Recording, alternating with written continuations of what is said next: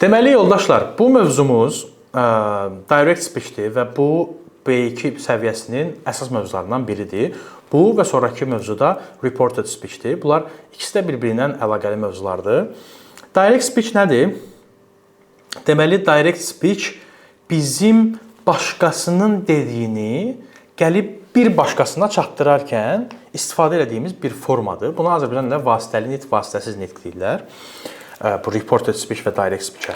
Deməli, burada bizim hal-hazırda danışdığımız direct speech-dir və directly, bax, birbaşa dediyimizdir. Yəni, onun nə dediyini eyni formada götürüb qarşı tərəfə ötürəcəyik. Məsələn, mən gedirəm Əhmədin yanına, Əhməd deyir ki, mən yorğunam. Gəlib Məmmədə deyirəm ki, Məmməd. Əhməd deyir ki, mən yorğunam. Dırnağın içərisində deyirsiniz onu, yazanda dırnağın içərisində deyirsiniz. Deyəndə təbii ki, o ikisi olmur ki, dırnaqlı dediniz, yoxsa dırnaqsız dediniz. Və çox bəsitdəsində, məsələn, deyirsiniz ki, dünən getdim Əhmədin yanına. Yesterday I went to Ahmed and Ahmed said that I am tired. Bax, I am tired. Deməli, bu indiki zamandadır. Amma mən keçmişdən danışıram.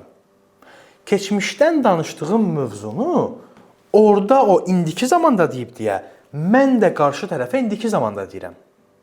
Yəni ki, məsələn, sabah gedib deyəcəksiniz ki, dünən Aslan müəllimə qulaq asırdım. Aslan müəllim dedi ki, İngilis dili yaxşı fəndir, misal üçün. Bunu siz indiki zamanda English is a good subject, is a good subject deyəcəksiniz. Yəni, is istifadə edəcəksiniz. Çünki mən is demişəm. Necə demişəmsə, directly, you have to say like this. Elə də deməlisiniz. Və başqa misala baxaq, məsələn, I'm going to the park, he said. Mən parka gedirəm, o dedi. Dedi, keçmişdədir, amma parka gedirəm. Ya da, məsələn, I'm gonna buy a new car, he said. Mən təzə maşın alacağam, o dedi. Dedi, keçmişdədir, amma maşın alacağam, gələcəkdədir. Niyə? Çünki o necə deyibsə, dırnaqların içərisində o formada mən qarşı tərəfə ötürürəm. Burada dırnaqları istifadə etməyi unutmayın. Zaten qeydlər hissəsində ətraflı şəkildə görəcəksiniz onları. Sualla veriləndə dırnağın içərisində yazılmalıdır. Sual nidadsa yenə dırnağın içərisində olmalıdır. Bu kimi kiçik nüanslar var ki, yazıda istifadə olunur.